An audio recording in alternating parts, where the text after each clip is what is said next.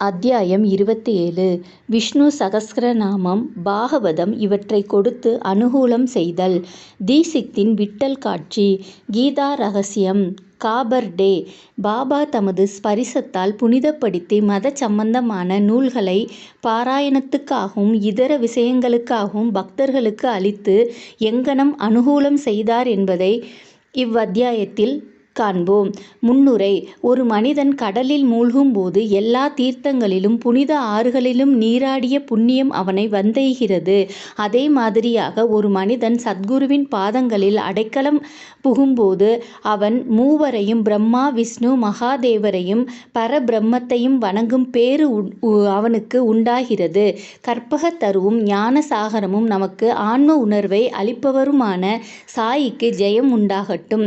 ஓ சாயி, தங்களது கதைகள் பால் எங்களுக்கு ஆர்வம் உண்டாகச் செய்யுங்கள்.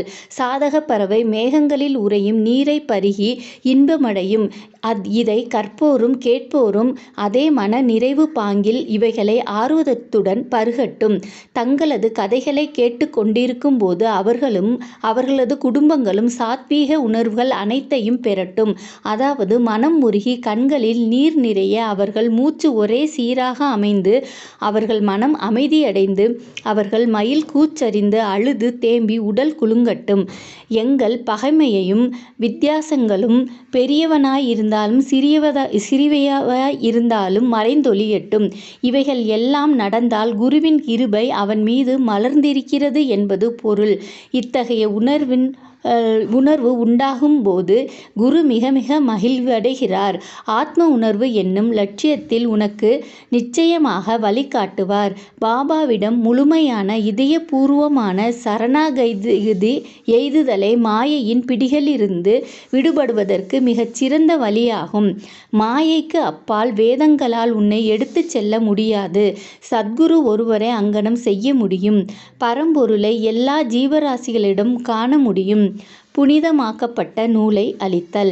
பாபா உபதேசம் அளிக்கும் பல முறைகளை முந்தைய அத்தியாயங்களில் நாம் முன்னரே கண்டிருக்கின்றோம்.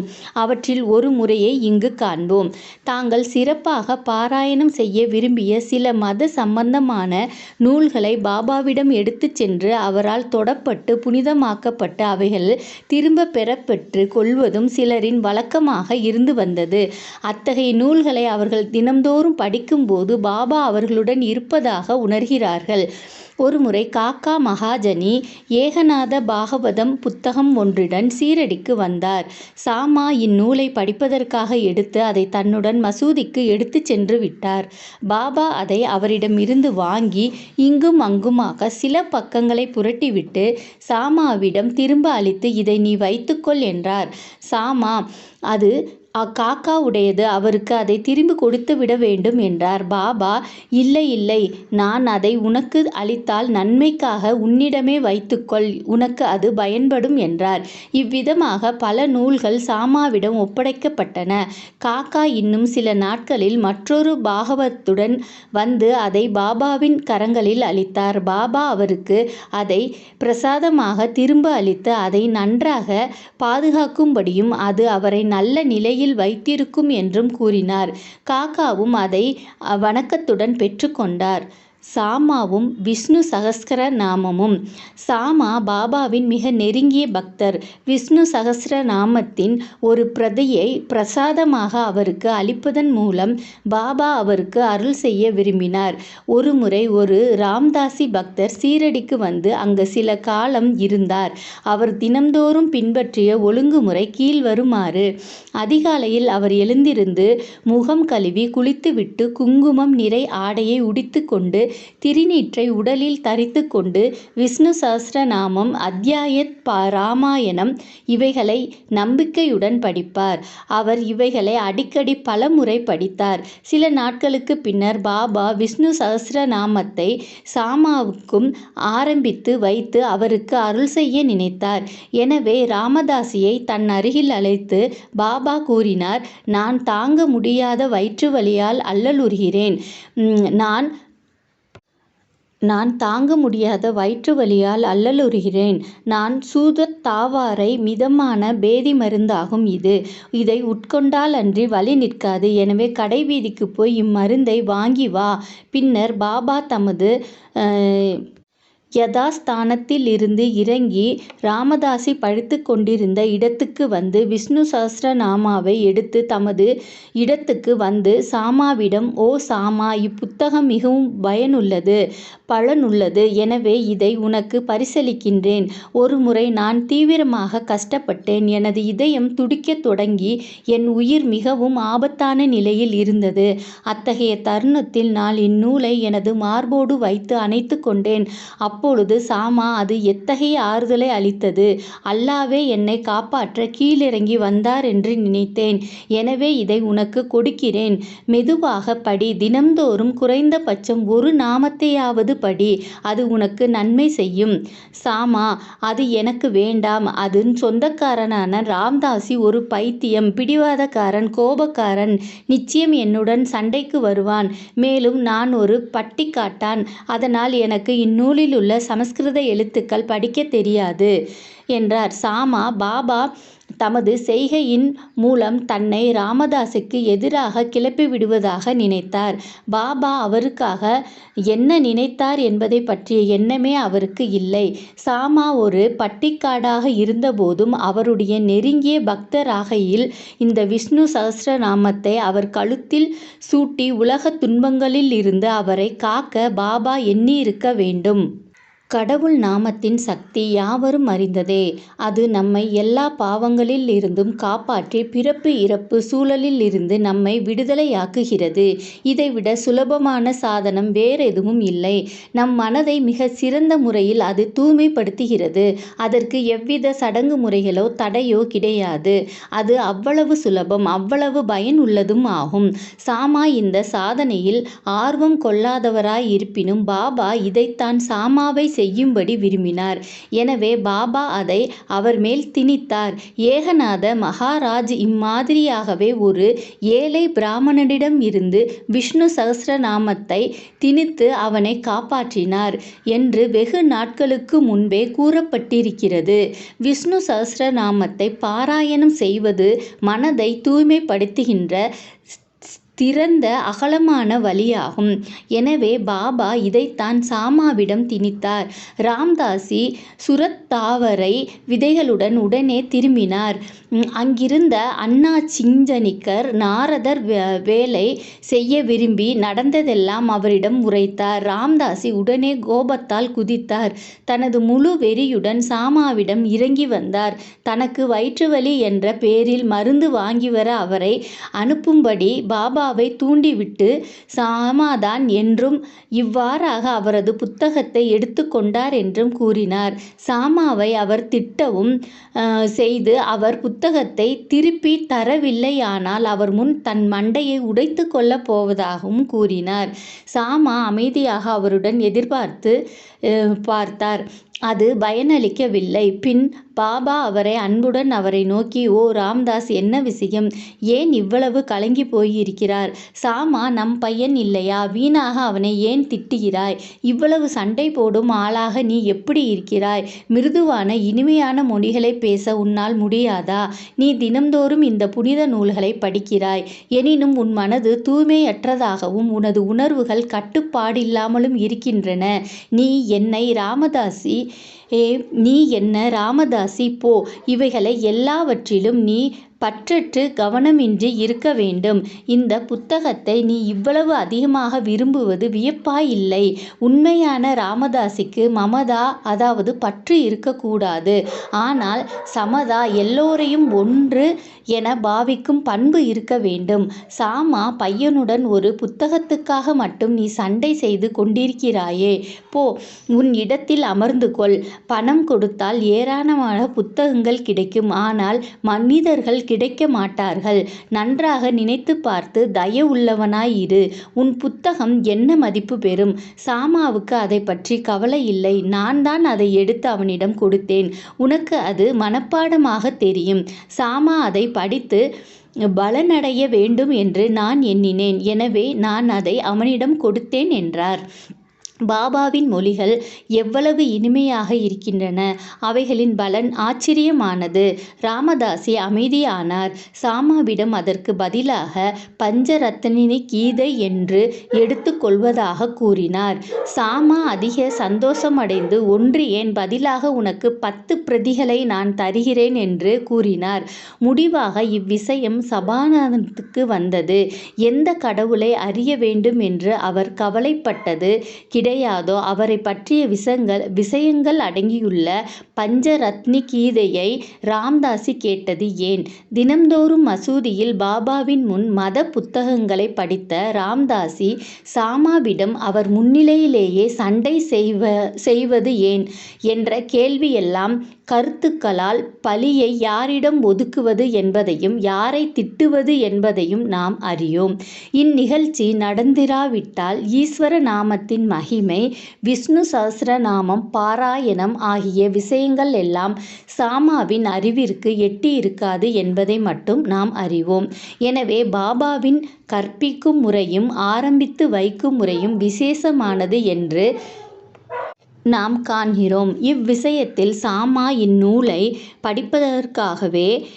படிப்பதற்காகவே அந்நூல் அவருக்கு கற்கவே செய்து கொடுக்கப்பட்டது. ஹரி சீதாராம் தீஷித்துக்கு பேராசிரியர் நரஹேயும் சாமாவுக்கும் சரியான உச்சரிப்பை சொல்லிக் கொடுத்தார். கால கிராமத்தில் விஷ்ணு சஹஸ்ரநாமம் சாமாவுக்கு மனப்பாடம் ஆகிவிட்டது. விட்டல் காட்சி. ஒரு நாள் காக்கா சாஹிப் தீட்சித் சீரடியில் உள்ள தனது வாடாவில் காலை குளியலுக்கு பின் தியானம் செய்து கொண்டிருக்கும் போது விட்டலின் காட்சி ஒன்றை அவர் கண்டார். பின்பு பாபாவை அவர் காணச் சென்றபோது, விட்டல் பாட்டில் வந்தாரா? நீ அவரை காணவில்லையா? அவர் மிகவும் நழுவல் பேர்வழி. இருக்க அவரை பிடித்து கொள்ளும். இல்லாவிடில் உமக்கு டேக்கா கொடுத்து விட்டு ஓடிப்போய் விடுவார் என்று கூறினார் பாபா. பின்னர் மத்தியான வேளையில் பண்டரிபுரத்து விட்டலாவின் 20-25 படங்களுடன் ஒரு வியாபாரி வந்தான். தான் தியானத்தில் கண்ட விட்டலாவின் உருவத்துடன் இது அப்படியே அச்சாக பொருந்தியிருப்பது கண்டு திரு தீட்சித் அதிசயம் அடைந்தார். பாபாவின் மொழிகளையும் நினைவு கூர்ந்து மிகுந்த விருப்பத்துடன் ஒரு படத்தை வாங்கி தனது பூஜை அறையில் வழிபாட்டுக்காக வைத்தார். கீதா ரகசியம். பிரம்ம வித்தையை கற்பவர்களை பாபா எப்போதும் நேசித்தார். அவர்களை ஊக்குவித்தார். உதாரணத்திற்கு ஒரு முறை பாபு சாஹேப் ஜோக் ஒரு பார்சலை பெற்றார். லோகமான்ய திலகர் எழுதிய கீதா ரகசியத்தின் ஒரு பிரதி அதனுள் இருந்தது. தனது அக்குளில் அதை வைத்தமாறு மசூதிக்கு வந்து அவர் பாபாவின் முன் வீழ்ந்து பணிந்தபோது பார்சல் பாபாவின் பாதத்தில் சென்று விழுந்தது. பாபா அது என்ன என்று விசாரித்தார். அவ்விடத்திலேயே பார்சல் உடைக்கப்பட்டு அப்புத்தகம் பாபாவின் கரத்தில் வைக்கப்பட்டது. இங்கும் அங்குமாக அதன் சில பக்கங்களை அவர் புரட்டிவிட்டு தமது பையிலிருந்து ₹1 எடுத்து அதன் மீது வைத்து அதை ஜோக்கிடம் அளித்து, இதை முழுமையையும் படி, உனக்கு நன்மை விளையும் என்றார். திரு காபர்டேயை பற்றிய விளக்கங்களுடன் இவ்வத்தியாயத்தை நாம் முடிப்போம். ஒருமுறை தாத்தா சாஹேப் காபர்டே தன் குடும்பத்துடன் சீரடிக்கு வந்து சில மாதங்கள் தங்கியிருந்தார். அவர் தங்கியிருந்ததன் டயரி ஸ்ரீ சாயி லீலா பத்திரிகை வேல்யூல் 1 ஆங்கிலத்தில் பதிப்பிக்கப்பட்டிருக்கிறது. தாதா சாஹேப் சாதாரண மனிதர் அல்ல. அவர் அமராவதியின் மிகப்பெரிய பணக்காரர், மிகவும் புகழ்பெற்ற அட்வொகேட்டும் ஆவார். டெல்லி கவுன்சிலில் அங்கத்தினர்களுள் ஒருவரும் ஆவார். மிகவும் புத்திசாதுரியமும் மிக சிறப்பான பேச்சாளரும் ஆவார். ஆயினும் பாபாவின் முன் வாய் திறக்க அவருக்கு தைரியம் இல்லை.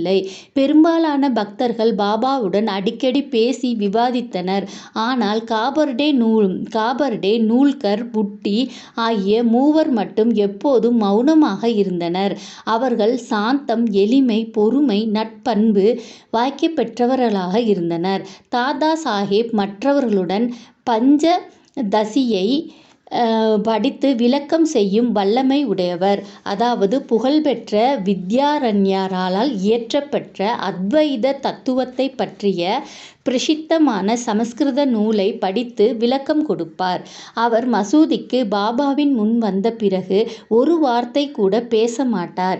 வேதங்களில் கூட ஒருவன் எவ்வளவுதான் கற்று தேர்ந்திருந்தாலும் பிரம்மத்தை அறிந்தவன் முன் உண்மையிலேயே மங்கிவிடுகிறான். ஆன்ம அறிவின் முன் கல்வி பிரகாசிக்க முடியாது. தாத்தா சாஹேப் 4 மாதங்கள் தங்கியிருந்தார். ஆனால் அவர் மனைவியோ 7 மாதங்கள் தங்கியிருந்தாள். இருவரும் தங்களின் சீரடி வாசத்தை பற்றி மிகவும் மகிழ்ச்சி அடைந்தனர். திருமதி காபர்டே பாபாவின் பால் விசுவாசம், பக்தி, ஆழ்ந்த அன்பு இவைகளை கொண்டிருந்தாள். ஒவ்வொரு மதியமும் மசூதிக்கு அவளே பாபாவுக்கு நெய்வேத்தியத்தை எடுத்து வருவாள். அது பாபாவால் ஏற்றுக்கொள்ளப்பட்டு பின்புதான் அவள் உண்ண செல்வாள். அவளது நிதானமான உறுதியான பக்தியை மற்றவர்களுக்கு காட்ட பாபா விரும்பினார். ஒரு நாள் அவள் சாஞ்சா, அதாவது கோதுமை பலகாரம், பூரி, சாதம், சூப், சர்க்கரை பொங்கல் இவைகளுடன் வற்றல் இவைகளுடன் மசூதிக்கு வந்தாள். வழக்கமான மணிக்கணக்கில் காக்கும் பாபா உடனே எழுந்திருந்து தனது சாப்பாட்டுக்கு இடத்துக்கு சென்று பாத்திரத்தை மூடிய எடுத்துவிட்டு ஊக்கத்துடன் அவைகளை உண்ணத் தொடங்கினார். சாமா, ஏன் இந்த பாரபட்சம்? மற்றவர்களின் உணவை வீசி எறிந்துவிட்டு இவைகளை கண்ணெடுத்து பார்ப்பதற்கும் கவலை கொள்ளாமல் இருக்கிறீர்களே, ஆனால் இதையோ தாங்கள் ஊக்கத்துடன் வாங்குகிறீர்கள். அதற்கு நியாயம் செய்யுங்கள். இப்பெண்மணியின் பலகாரங்கள் மட்டும் ஏன் அவ்வளவு இனிமையாக இருக்கின்றன? இது எங்களுக்கு எல்லாம் ஒரு பிரச்சனையாக இருக்கிறது என்றார். பாபா, உண்மையிலேயே இவ்வுணவு அசாதாரணமானது தான். முந்தைய பிறவியில் இவள் ஒரு வியாபாரியின் கொழுத்த பசுவாக அதிக பால் கொடுத்து வந்தாள். பின்னர் அவள் மறைந்து ஒரு தோட்டக்காரன் குடும்பத்திலும் பின்னர் சத்திரிய குடும்பம் ஒன்றிலும் பிறந்து ஒரு வணிகனை திருமணம் செய்து கொண்டாள். பின்னர் ஒரு பிராமண குடும்பத்தில் பிறந்தாள். மிக நீண்ட காலத்துக்கு பின் நான் அவளை காண்கிறேன். அவளது பாத்திரத்தில் இருந்து சில அன்பு கவளங்களை நான் உண்பேன். இவ்வாறு கூறிக்கொண்டே அவளது பல காலத்துக்குரிய முழு தீர்ப்பையும் அவர் வழங்கி தமது வாய், கை முதலியவற்றை கழுவி கொண்டு மன நிறைவின் அறிகுறியாக சில ஏப்பம் விட்டு தமது இருக்கையில் அமர்ந்தார். பின்னர் அவள் வணங்கி அவர் கால்களை பிடித்துவிடத் தொடங்கினாள். பாபா அவளுடன் பேசத் தொடங்கி தம் கால்களை பிடித்துவிட்டு கொண்டிருந்த அவளது கையை ஆதரவாக பிடித்துவிடத் தொடங்கினார். இந்த பரஸ்பர சேவையை கண்டுவிட்டு சாமா வேடிக்கை செய்ய ஆரம்பித்தார். இது நன்றாக இருக்கிறது. கடவுளும் பக்தையும் ஒருவருக்கொருவர் சேவை செய்து கொள்வதை காண்பது அற்புத காட்சியாகும் என்றார். அவளது விசுவாசமான சேவையை கண்டு பாபா அவளை மெதுவாக மிருதுவான அன்பு அற்புதமான குரலில் ராஜா ராமா, ராஜா ராமா என்று கூறினார். அப்போதிலிருந்து எப்போதும் சமரிக்கும்படியாக கூறி, இதை நீ செய்து வந்தால் உனது வாழ்க்கையின் நோக்கத்தை எய்துவாய். உனது மனம் சாந்தி பெறும். பெருமளவு நீ பயனடைவாய் என்றார். ஆன்மீக விஷயங்களை பற்றி பழக்கமில்லாதவர்களுக்கு இது ஒரு சாதாரண விஷயமாக தோன்றும். உண்மையில் அது அவ்வாறில்லை. சக்திபாத் என்றழைக்கப்படும் குருவின் சக்தியை சீடனுடன் மாற்றி விடுவதாகும்.